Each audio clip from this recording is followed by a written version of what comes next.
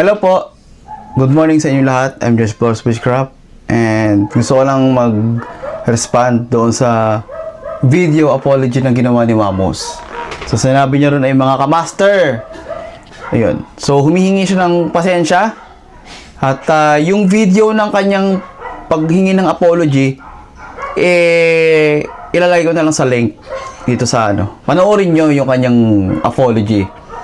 At ang aking doon, response kay Wamos, since na-sense ko na sincere yung kanyang apology, importante yung apology niya. Okay? Kasi at the end of the day, na-appreciate din ni Wamos na hindi biro ang trabaho or ginagawa ng mga legit na manggagamot or manghuhula, whatever they call themselves. Basta legit, ha? So, yun. So, yung iba, magagalit-galitan. Kala mo, talagang tunay nga silang ganon. Yun. So, yung apology na yun ni Wamos ay para sa mga legit. Ako, hindi ko masasabi legit ako. Unless, tao magsabi. Pero, ako lang yung kaisa-isang gumawa ng video sa kanya. At nag-express ako ng aking nararamdaman. At malamang sa malamang, napanood niya yun. At, nakita ko yung video niya. Hours lang na in-upload niya yun nung response niya ng video, nung apology niya. At ang masasabi ko kay Wamos, doon sa video mo, doon sa apology video mo, as a master of witchcraft or faith healing, all I can say about you, all I can say to you, Wamos, is I forgive you. So yun, pinapatawad kita. Na sense ko na sincere apology mo, and you are brave enough, and you have done a lot of bad things din in your past. Hindi rin alam ng ibang tao kung ano yung mga yun, pero it's not about this, it's not about that. What matters is nag-apology ka, you say sorry. And na-appreciate ko yun. So, I forgive you. And first of all, hindi naman talaga ako galit sa'yo, Wamos. Ako galit sa'yo kasi yung ginawa mong yun, biro lang naman. Nagbibiro ko lang naman. I would understand a dark humor. Okay?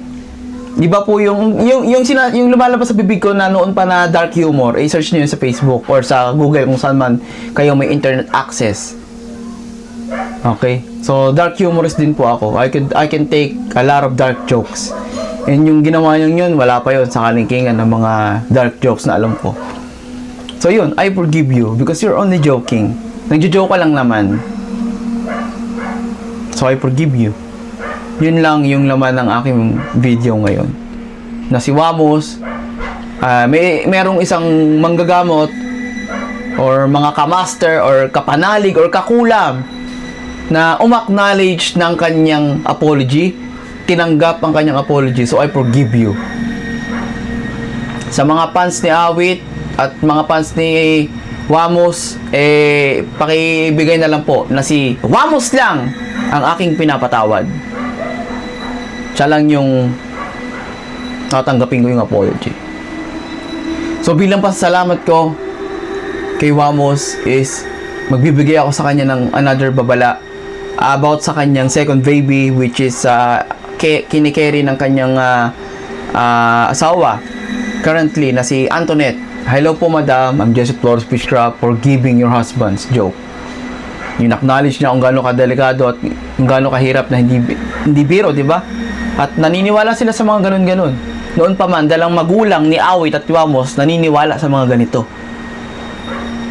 Yun yung na-sense ko.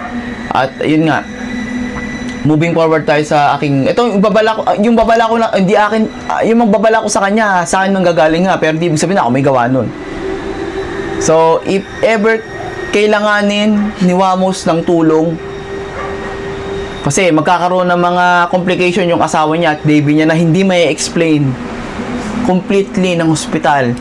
Sasabihin exhausted lang siya ay depressed, pero there's something wrong with her baby. Ramdam niya, hindi siya gumagawa ng kwento. At ngayon nagsisimula-simula na yon, yung mga dark spots niya na nilalabas niya na nagiging parang red na, nagiging parang black na, paiba-iba na yung kulay ng dark spots niya. Minsan abnormal na yung sakit na nararamdaman ng baby mo, Wamos. I am here to help you. I am more than willing to help you. Just to show my may appreciation sa iyong apology. Diba't sabi nga sa Biblia, love your enemies, forgive those who hate you. And Wamos is not my enemy, never was my enemy. Okay, I didn't like him. Okay, I don't like Wamos, but I don't hate him. At sa ginawa niyang I'm starting to respect him kasi nag-apology siya ng maayos. So, yon. Kung may tulong sila, kung may problema sila na, kasi alam ko naman sa financial may problema rin talaga to si Wamos eh. Meron silang ongoing na pagtatalo na hindi nila binubunyag. Puro kasiyahan lang yun na pinapakita niya to inspire nga kung si Wamos, to make people laugh. And that's what one thing na I like him. I like na ginagawa niya.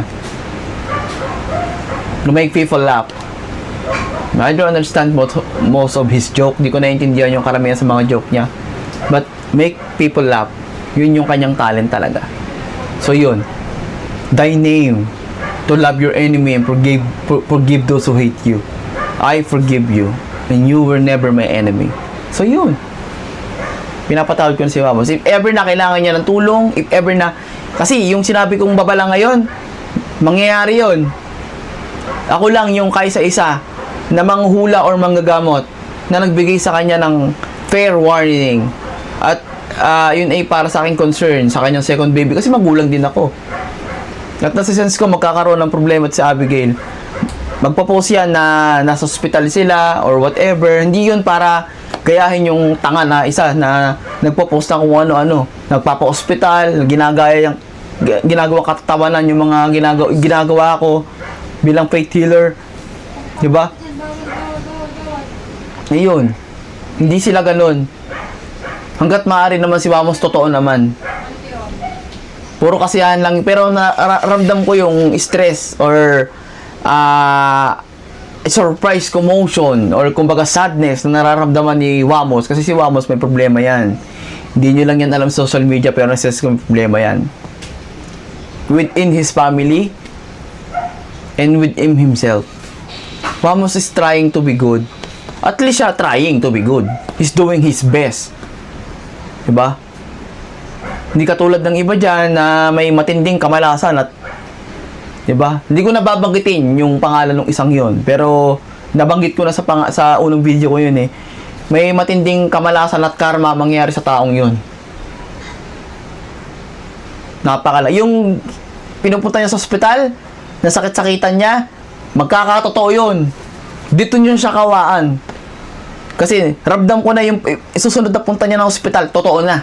Totoo na yung sakit niya. Okay? Eh, karma yun. Pero depende pa rin sa inyo kung kakawaan nyo nga siya. Malamang sa malamang yung iba matutuwa pa. Pero hindi ko pinagdadasal yun, ha? Sinasabi ko lang yung makatotohanan na mangyayari. Eh, ito nga lang, si Wamos, ang concern ko, yung second baby niya. Na if ever kailangan niya ng tulong para maging safe, delivery or normal yung kanyang baby, eh, nandito ako, handa akong tumulong. Kung di niya kailangan ng tulong ko, it's alright. At least nasabi ko yung gusto kong sabihin. If ever na kailangan niya, just PM me.